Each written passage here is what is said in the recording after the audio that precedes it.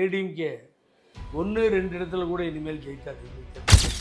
நாசம் செய்வதற்காக இவர் பிறவி எடுத்தார். இப்படிப்பட்ட மனிதர் அரசியலிருந்து அப்புறப்படுத்தப்பட வேண்டும். 4 பேர் ராஜினாமா கொடுத்தாங்க, அவர் அதை ஏற்றுட்டார். இனிமேல் வேலையில் முடிஞ்சு போன கதை. ஓபிஎஸ் இபிஎஸ்ன்னு இந்த ஓடி போயிட்டார் பாருங்கள், புறமுதுகு காட்டி. அமித்ஷா அவர் தாடியை தடவிக்கொண்டு மேப்பில் எந்த ஸ்டேட்டை பார்க்குறாரோ அந்த ஸ்டேட்டுக்கு பார்க்க அவர் செஞ்ச சாதனை அதுதான். அது செஞ்சு அவன் காலில் விழுந்தது உலகம் பூரா தெரியும். கின்னிஸ் ரெக்கார்டே போயிடுச்சு டிவிக்கெல்லாம். நம்ம ஓட்டு போட்ட மைய கூட நாளியலை அதுக்குள்ளே இரட்டை இலை சின்னத்தில் நின்றுட்டு கட்சிக்கு துரோகம் செஞ்சுட்டு கட்சி மாறுறாங்க. இப்படி ஒரு மனிதன் பிறந்திருக்க அவரும் பள்ளத்தில் விழுந்தார், கூட வந்தவங்களையும் பள்ளத்தில் விட வச்சுட்டார்.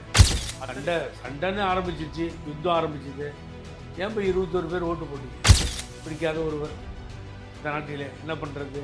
மக்கள் ஓட்டு போட்டு பிரதமராக உட்கார வச்சுருக்காங்களே தவிர அவரால் என்ன பயன்? அந்த சிக்கலில் எங்கே மாட்டிக்கிறோமோ, எங்கள் எம்எல்ஏ பதவி போயிடுமோன்னு நீங்களாக அடித்து மோதிக்கிட்டு திருப்பியும் போய் யார் காலில் விழக்கூடாதோ அவங்க காலில் பிரச்சனைகள் ஸ்டார்ட் ஆகும்போது பொதுச் செயலாளர் எடப்பாடி பழனிசாமி அப்படின்னு தானே சொல்கிறாங்க. தப்பிச்சுக்கிறதுக்கு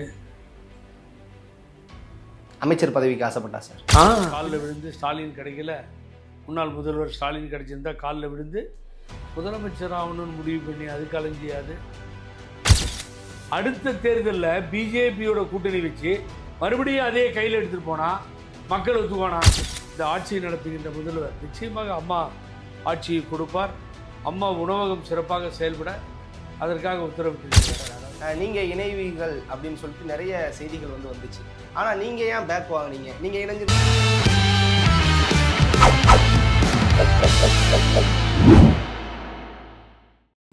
ஜம் தொலைக்காட்சி நேயர்களுக்கு வணக்கம். இன்றைய சிறப்பு நேர்காணலில் புரட்சி அதிமுகவினுடைய நிறுவனர் திரு புகழேந்தி அவர்கள் நம்மோடு இணைந்துள்ளார். அவரிடம் இன்றைய அரசியல் சூழல் குறித்து விரிவாக விவாதிப்போம். சார் வணக்கம். ஜெம் தொலைக்காட்சிக்கு வணக்கம். முத்துக்குமார் உங்களுக்கு வணக்கம். பார்க்கின்ற நேயர்களுக்கு நெஞ்சார்ந்த நன்றி. சார் எப்படி இருக்கீங்க? நல்லா இருக்கு சார். 2026 இந்த சட்டமன்ற தேர்தல் முடிவுகள் அதிமுக 3வது இடத்திற்கு செல்லப்பட்டிருக்கு. இதற்கு காரணம் என்னன்னு நினைக்கிறீங்க? எடப்பாடி பழனிசாமி அவர்களுடைய தலைமை பண்பு எப்படி இருக்குன்னு நினைக்கிறீங்க? சில நேரத்தில் ஜோசிக்காரன் சொன்னது கூட ஃபெயிலியர் ஆகிடும். சில பேர் ஜாதகத்தை நம்புவாங்க, நாங்களாம் நம்ப மாட்டோம். பல பேர் நம்புவாங்க. நம்புறவங்கள பற்றி நம்ம குறை சொல்கிறதில்ல. ஆனால் நான் ஜோசியம் சொல்கிறதில்ல. நடந்தவைகளெல்லாம் அறிந்து தெரிந்து இது இப்படி தான் போய் முடியும்னு சொல்லி அதிமுக 3வது இடத்துக்கு போகும், பல இடத்துல டெபாசிட் போயிடும், காணாமல் போகும் அப்படிங்கிறத சொல்லிட்டேன். இன்னொரு படி மேலே போய் சொன்னேன், இந்த போட்டி அதிமுகவுக்கும் சீமானுக்கும் தான் இருக்கும், நாம் தமிழர் கட்சிக்கும்னு. அப்படி தான் போய் முடிஞ்சதுன்னு வச்சுக்கோங்களேன். அது அடுத்தது 4வது தானே வருது. ஆகவே அப்படி தான் நடக்கும் என்பதை தேர்தலுக்கு முன்னாலேயே சொன்னேன். அதுதான் நடந்தது. ஏன்னு கேட்டிங்கன்னா, ஒரு சர்வாதிகார போக்கில் இருக்கின்ற ஒரு மோசமான மனிதனிடம் இது அகப்பட்டு கொண்டு என்ன செய்வது என்பது புரியாமல் தத்தளித்து கொண்டிருந்தது. மாலுமி சரியில்லாமல் கப்பல் கரையேற முடியாது. ஆகவே ஏணிப்படிகள் சரியில்லாமல் ஏறி உயரத்தை சென்று அடைய முடியாது. இது தெரிந்த கதை தான். ஆகவே தொடர் தோல்விகள், மக்கள் வெறுப்புக்குள்ளான ஒரு மனிதனை இரட்டை இலை சின்னம் கையில் இருக்கிறது என்று சொல்லி பக்கத்தில் இருக்கின்ற அறிவாளிகள் எல்லாம் சேர்ந்து ஒரு பெரிய அறிவாய்ந்தவரை வைத்து கொண்டு கண்ட தோல்வி தான் இந்த தோல்வி. இனிமேல் ஏடிஎம்கே 1-2 இடத்துல கூட இனிமேல் ஜெயிக்காது இந்த தேர்தலில். வேணால் முடிஞ்சால் 5 இடைத்தேர்தல் வரப்போகுது இன்றைக்கி தேதிக்கு. இது 5ங்கிறது 10ஆக மாறும், 15ஆக மாறும். உங்களுக்கு நான் சொல்கிறேன், இன்னொரு 5-10 சட்டமன்ற உறுப்பினர்கள் வந்து சேருவாங்க தாவேக்கால. ஓகே சார், நீங்கள் சொல்கிறீங்க. ஆனால் இப்போ ராஜினாமா செய்த இசக்கி சுப்பையாவாக இருக்கட்டும், மரகதம் குமரவேலாக இருக்கட்டும், ஜெயக்குமாராக இருக்கட்டும், சத்யபாமாவாக இருக்கட்டும், இவங்க 4 பேர் மேலேயும் நடவடிக்கை எடுப்போம் அப்படிங்கிறது மாதிரியான விஷயங்களை வந்து சபாநாயகர் ஜெயஸ்ரீ பிரபாகர் அவர்கள் சொல்லியிருக்காங்க. அவர் என்னுடைய அன்பு சகோதரர், 2 பேரும் ஒரே மாதிரி தான் இருப்போம். ஆகவே பயணம் செய்தோம். அவர் தாவேக்காவில் முன்னமே போய் இணைந்து விட்டார், உயர்ந்த இடத்தில் இருக்கிறார். என்ன அவரையெல்லாம் பார்த்து தான் பழனிசாமிகிட்ட கேட்டப்போ, ஒருங்கிணைப்பு குழுன்னு வச்சுருக்காங்களேன்னு கேட்டப்போ, தெருவில் போகிறவங்களாம் பேசாதன்னார். இன்றைக்கி நிலைமை பாருங்கள். கீழே நின்று மாண்புமிகு சபாநாயகருக்கு, மாண்புமிகு அவைத்தலைவர் அவர்களே அப்படின்னு சொல்கிற நேரம் கால சக்கரம் சொல்கிறது. கீழே இருந்தவர் மேலே போயிட்டார், மேலே இருந்தவர் கீழே வந்துட்டார். ஆனால் 4 பேரை பொறுத்தவரை ஆல்ரெடி ராஜினாமாவை சபாநாயகர் ஏற்றுக்கொண்டாகிவிட்டது இல்லையா? 4 பேர் ராஜினாமா கொடுத்தாங்க, அவர் அதை ஏற்றுட்டார். இனிமேல் வேலையில் முடிஞ்சு போன கதை அது. ஆகவே இனிமேல் அதில் போய் ஒரு விசாரணை தொடரும் அது இதுன்றது தட் இஸ் நாட் கரெக்ட். எனக்கு தெரிஞ்ச சட்டத்தில் இல்லை அது. பழனிசாமி இன்னொரு விஷயம் சொன்னால் சபாநாயகருக்கே நான் சொல்லணும், ஒரு மனுவை கொடுக்கணுன்னு இருக்கேன். அவர் பொதுச் செயலாளரே இல்லை. இதை சொல்லி சொல்லி போதுன்னு போச்சு. எனக்கும் எல்லா டிவிக்கும் சொல்லிட்டோம். என் கூட இருக்கார் சுந்தரமூர்த்தி, நாங்கள்லாம் போட்ட கேஸில் சென்னை உயர்நீதிமன்றம் விசாரிக்க சொல்லியிருக்கு பெஞ்சு. அவர் இன்ன வரைக்கும் எந்த இடத்துலையும் கடந்த 6-7 வருடங்களாக அவரை இந்த டிஸ்பியூட் வந்த பின்னாடி ஓபிஎஸ் இபிஎஸ்ன்னு இந்த ஓடி போயிட்டார் பாருங்கள் புறமுதுகு காட்டி, அந்த ஓபிஎஸும் இவரும் ஃபைட் பண்ணி நாங்கள் உள்ளே போய் கம்ப்ளைண்ட் கொடுத்து இன்னும் ஏன் கேஸ் பெண்டிங் இருக்குது, மெட்ராஸ் பெஞ்சுக்கு பெண்டிங் இருக்குது, இதெல்லாம் பெண்டிங் இருக்குது. ஆகவே எங்கேயுமே பொதுச் செயலாளர்னு தேர்தல் ஆணையம் சொல்லலை. ஆகவே பொதுச் செயலாளராக அவர் அவரையே சொல்லிக்கிட்டு சார் கட்சி தொண்டர்கள் எடப்பாடி பழனிசாமி அவர்கள் தான் பொதுச் செயலாளருங்கிறாங்க. இப்போ அதாவது விஜயபாஸ்கராக இருக்கட்டும், எஸ்பி வேலுமணியாக இருக்கட்டும், இவங்க பிரியும் போது கூட பிரச்சனைகள் ஸ்டார்ட் ஆகும்போது பொதுச் செயலாளர் எடப்பாடி பழனிசாமி அப்படின்னு தானே சொல்கிறாங்க. தப்பிச்சுக்கிறதுக்கு சண்டைன்னு ஆரம்பிச்சிச்சு, யுத்தம் ஆரம்பிச்சிது. ஏன் இப்போ 21 பேர் ஓட்டு போட்டீங்க? அமைச்சர் பதவிக்கு ஆசைப்பட்டா சார். பின்ன அதுக்கு ஆசைப்பட்டு தானே போனீங்க. ஆனால் அவர் சொன்ன சண்முகம் எங்களுக்கு பதவி ஆசையெல்லாம் கிடையாது. அவரை பொறுத்த வரைக்கும் ஸ்டாண்ட் பண்ணி நிற்கிறாரு. அவர் போய் மாட்டிக்கலையே அதில். அவர் இன்னமும் எடப்பாடி பழனிசாமி ஒத்துக்க முடியாதுன்னு தான் நிற்கிறாரு. சரண்டரானது வேலுமணி தானே. அது என்ன காரணம்? நீங்கள் சொன்ன மாதிரி பதவி ஆசை இல்லை, அமைச்சராகிற ஆசை இல்லை அப்படின்னா அப்புறம் சும்மா இதுக்கு போய் தாவேக்காவாதிருச்சிங்க. சும்மா போய் ஓட்டு போடுவீங்களா ஒரு கட்சிக்கு?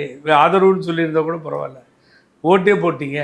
அந்த சிக்கலில் எங்கே மாட்டிக்கிறோமோ, எங்கள் எம்எல்ஏ பதவி போயிடுமோன்னு நீங்களாக அடித்து மோதிக்கிட்டு திருப்பியும் போய் யார் காலில் விழக்கூடாதோ அவங்க காலிலே விழுந்து சரண்டரை அசிங்கமாக இல்லை, இவங்களுக்கு கேவலமாக இல்லை? மான மரியாதை போச்சு இல்லை வேலுமணிக்கு? கோயம்புத்தூரில் துரோகின்னு கத்துறான். அவருக்கு எதிர்ப்பாக இருந்தாலும் வேணுன்னே இருந்தாலும் எடப்பாடி போடுறாரு. நான் என்ன கேட்குறேன், உன்னை ஏற்றுக்கலைன்னா இந்த கட்சியில் இருக்கக்கூடாதா? எடப்பாடி பழனிசாமி ஒத்துக்க மாட்டேன்னா இந்த கட்சிக்கு அவருக்கு சம்மந்தம்லாம் போயிடுமா? அது மாதிரி சர்வாதிகார போக்கு இன்றைக்கி நேற்று கடைப்பிடிக்கிறார் அவர். ஆகவே அவங்களே அவங்க கண்ணை குத்திக்கிற மாதிரி இருந்தால எலெக்ட் பண்ணது கூட வச்சது தப்பு. இன்றைய தினம் அசிங்கப்பட்டு விட்டார் வேலுமணி, கேவலப்படுத்தப்பட்டு விட்டார். ஆகவே நீங்கள் சொன்னதான் கரெக்டு. அவங்க அமைச்சராகணும்னு போனாங்க, இன்னொரு பக்கம் பழனிசாமி முதலமைச்சர் ஆகணும்னு போனார். இது 2 ஆட்டமும் நடந்தது, 2 ஆட்டமும் அழிவில் முடிந்தது.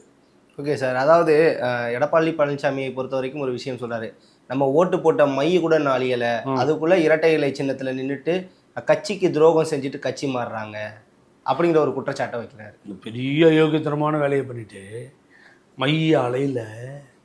ஆனால் நான் திமுக காலில் விழுந்து சசிகலா முதுகில் குத்துன மாதிரி குத்துற விஷயம் அப்புறம் போய் காலில் விழுந்து ஸ்டாலின் கிடைக்கல, முன்னாள் முதல்வர் ஸ்டாலின் கிடைச்சிருந்தா காலில் விழுந்து முதலமைச்சர் ஆகணும்னு முடிவு பண்ணி அதுக்கு அலைஞ்சியாது போய் டிடிவி தினர் லெட்டர் எடுத்துகிட்டு போய் கவர்னர்கிட்ட ஏன் கொடுக்கணும்? அந்த ஒன்றுமே இல்லாமல் போகணும். உதவாக்கிற டிடிவி தினர் எடுத்துகிட்டு போய் லெட்டர் கொடுத்து என் கேண்டிடேட்டை காணன்றாரு.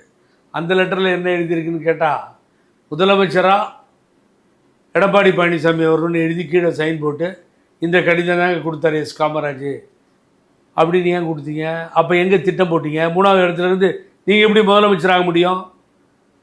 முதலுக்கே மோசம், அயோக்கியத்தனமான வேலையை பண்ணிவிட்டு திமுக காலில் விழுந்து முதலமைச்சர் ஆகணும்னு முடிவு பண்ணி அது கலைஞ்சி நீ முடியல. நீ பண்ணதா பெரிய உலகமாக தப்பை பண்ணிவிட்டு இங்கே போய் ஓட்டு போட்டவங்கள கலட்டா பண்ணிக்கிட்டு ஆதரித்து போட்டாங்கன்னு அவங்க மேலே நடவடிக்கைன்னா உன் மேலே என்ன நடவடிக்கை எடுக்கிறது?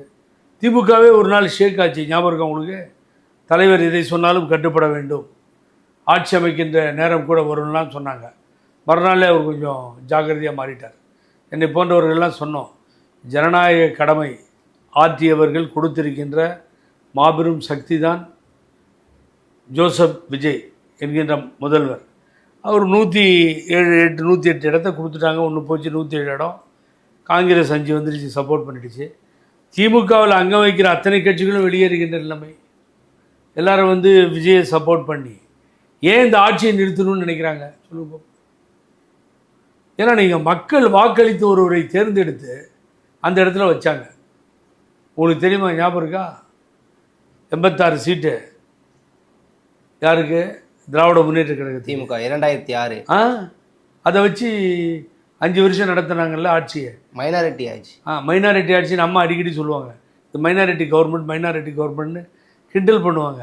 அதையும் மீறி அந்த அதையெல்லாம் கவனித்து வழியெல்லாம் அதையெல்லாம் பார்த்து தானே அப்புறம் அம்மா வந்து கிண்டல் பண்ணதையும் தாங்கிட்டு தானே கலைஞர் 5 வருஷத்தை கொண்டு போனார். சார், அதாவது அதிமுகவிலிருந்து ராஜினாமா செய்து தாவேக்கால இணைந்த எம்எல்ஏக்கள், அதாவது குறிப்பாக மரகதம் குமரவேல் வந்து அவங்க சொல்கிறாங்க, 10 நாட்களில் நாங்கள் வந்து அம்மாவோட ஆட்சியை பார்த்துட்டோம், அம்மாவோட ஆட்சி தான் செயல்படுது அப்படின்லாம் சொன்னாங்க. இதை நீங்கள் எப்படி பார்க்குறீங்க? இந்த பெண்களுக்கு அதிகமாக வந்து பாதுகாப்பு வேணும்னு சொல்கிறோம்.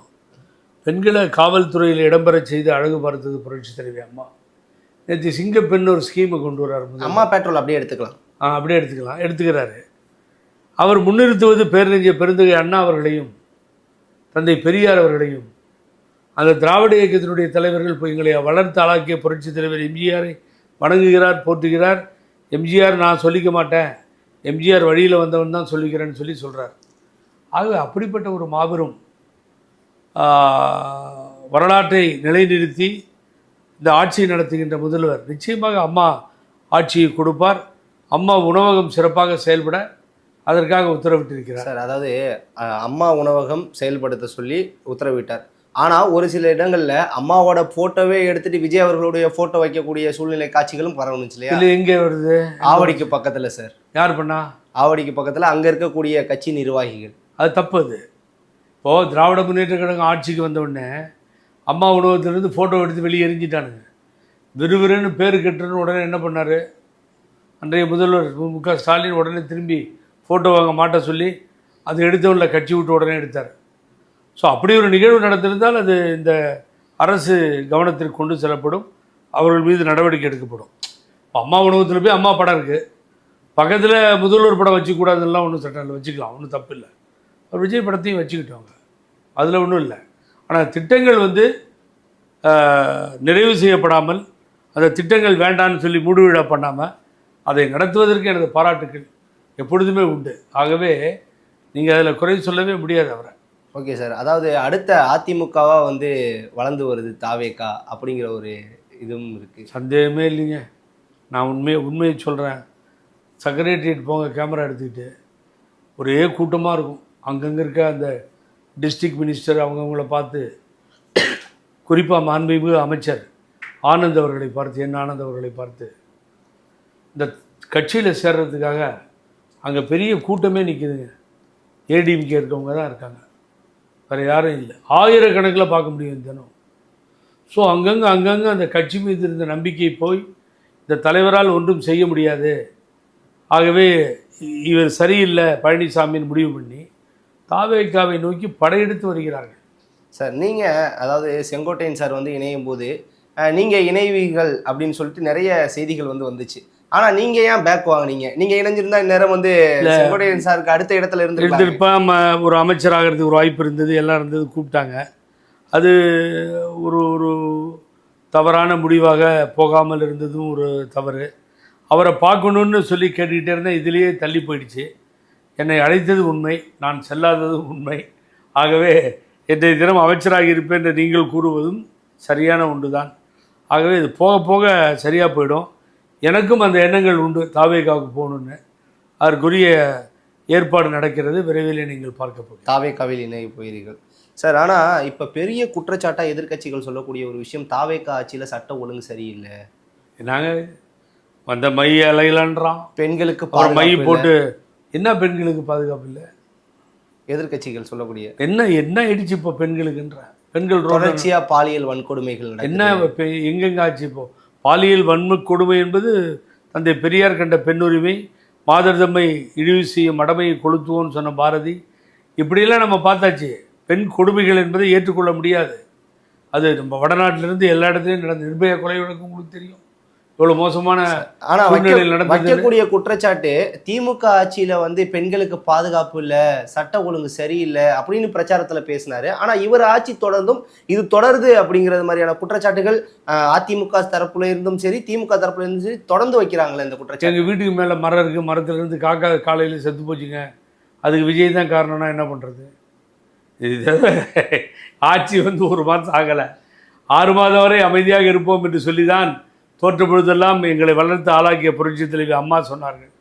எம்ஜிஆர் தோல்வினா தெரியாத தலைவருக்கு. கலைஞர் சொல்லுவார் அந்த வார்த்தையை, தோல்வி ஏற்றுக்கொள்கிறேன், 6 மாதம் நாங்கள் எதுவும் சொல்ல மாட்டோன்னு சொல்லுவோம். ஏங்க தினம் காலையில் எழுந்தா இந்த பிரச்சனைங்க, அந்த பிரச்சனை, அந்த பிரச்சனை, இந்த பிரச்சனை, ஏதாவது ஒன்று கிளறி அதில் மீன் பிடிக்க முயற்சிப்பது ஏன்றது எனக்கு புரியவே இல்லை.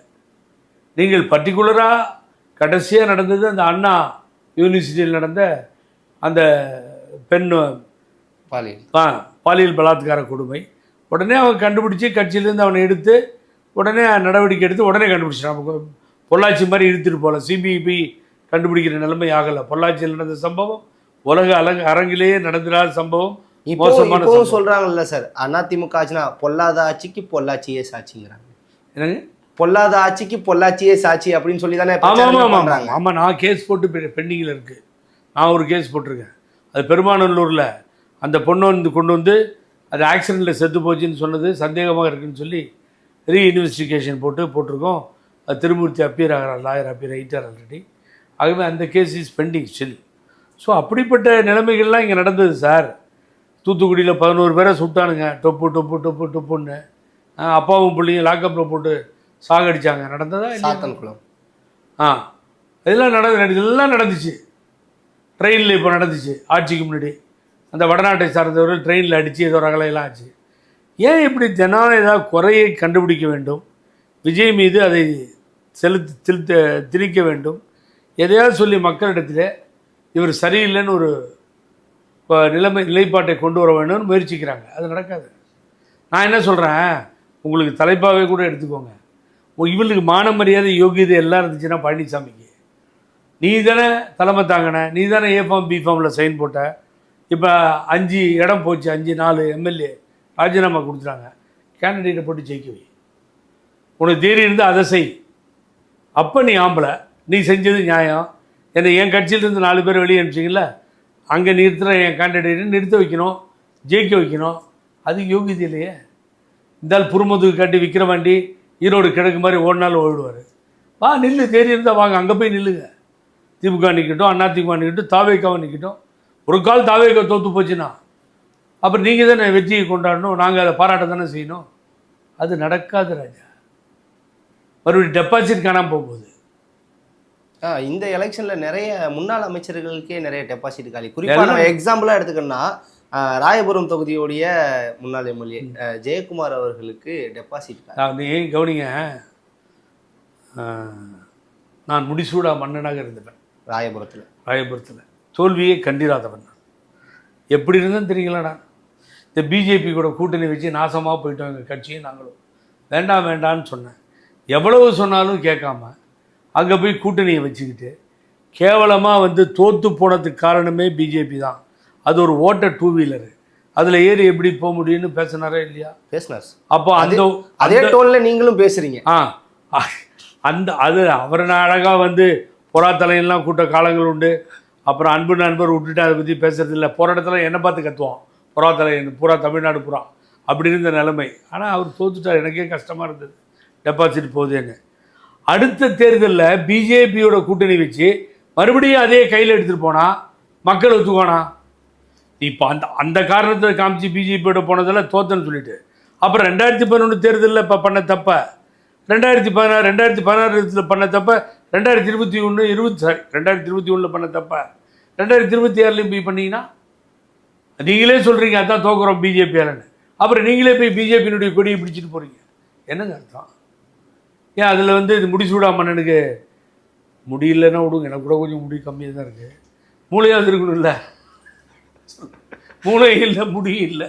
அதே பேனரை கையில் எடுத்து போனான், அடித்தான் ராயபுரம் மக்கள். வாங்கிக்க தம்பி, எங்களெல்லாம் தெரியாது அவன் விஷயம். அப்போயே அதை சொல்லிட்டு வந்தால் இப்பயும் அதே பேனரை கையில் பிடிச்சிட்டு புத்தி இல்லையான்னு டெபாசிட்டும் போச்சு. முடிசூடா மன்னனுக்கு முடியும் போச்சு, சூடமும் போச்சு, எல்லாம் மகுடமும் போச்சு. ஓகே சார், இன்னைக்கு காலையில் ஒரு பெரிய பிரேக்கிங். அதாவது இந்த ஆட்சியில் நடக்கக்கூடிய அவலங்கள், குறிப்பாக இந்த மின்வெட்டு பிரச்சனைக்கு அகைன்ஸ்டாக நியூஸ் போட்டால் அந்த சேனலையே தூக்குறது. எனக்கு தெரிஞ்ச ஒரு 3 சேனலை தூக்கியிருக்காங்க. அதுக்கு எல்லா கட்சியிலிருந்தும் கண்டனம். எடப்பாடி பழனிசாமி அவர்கள் கண்டனம் கொடுக்குறார், உதயநிதி அவர்கள் கண்டனம் கொடுக்குறார். ஒரு எக்ஸ்ட்ரீமாக இன்னும் போய் வந்து அதே தான் மருவு மட்டும் வச்சிருக்காங்க. திமுக ஆட்சியில் நடக்குதெல்லாம் விமர்சனம் பண்ணிட்டாங்க. அதை நியாயப்படுத்த வரவில்லை. இந்த இடத்துல நான் வந்து அப்படி நடந்திருந்தால் அதை பாராட்ட முடியாது. இந்த கன்சர்ன் மினிஸ்டர் கிடைச்சா நான் சொல்ல போகிறேன், தேவையில்லாத வேலை. ஏன்னா நான் ஓப்பனாகவே சொல்கிறேன், ஒரு தொலைக்காட்சிக்கு இதே மாதிரி ஏற்பட்டுச்சு எடப்பாடி ஆட்சியில். யார் தெரியுங்களா? அமைச்சர் உடுமலைப்பேட்டை ராதாகிருஷ்ணன். அப்புறம் உடனே கூப்பிட்டு ராத்திரியில் அந்த ஓனர் என் லைனுக்கு வந்துட்டார்.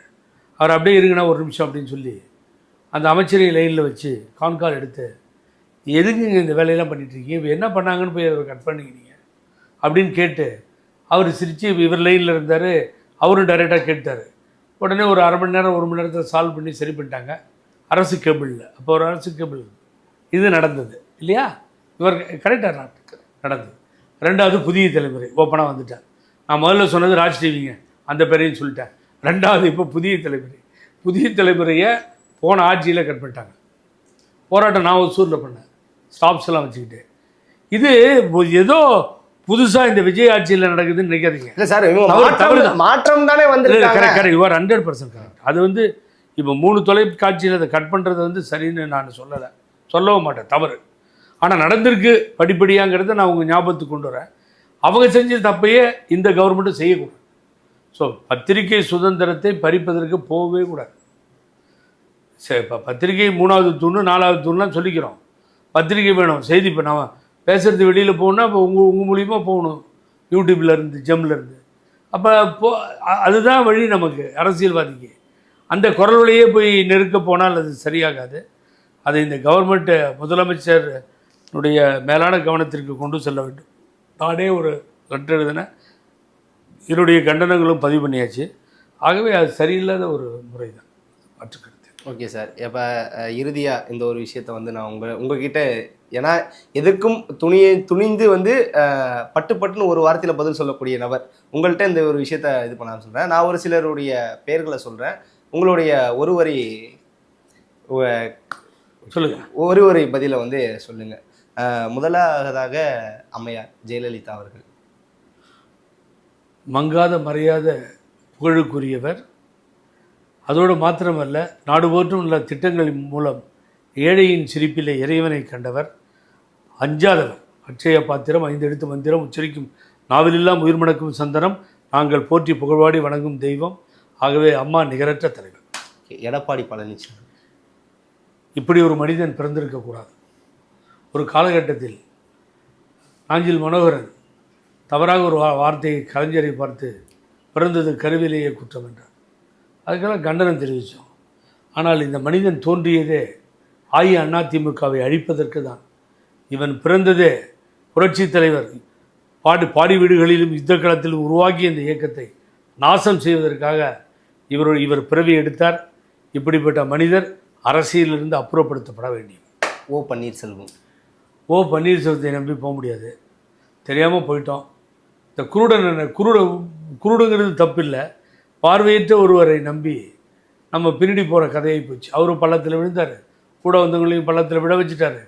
அத்தனை பேரையும் அனாதையாக்கி எதிர்த்து பழனிசாமியை போரிட முடியாமல் புறமுதுகு காட்டிய ஓடிய கோடை தான் ஓ பன்னீர்செல்வம். திமுக தலைவர் மு.க.ஸ்டாலின். மு.க.ஸ்டாலினை பொறுத்தவரை நான் பழகியவரை மிகவும் சிறந்த மனிதர், அருமையான ஒரு தலைவர்.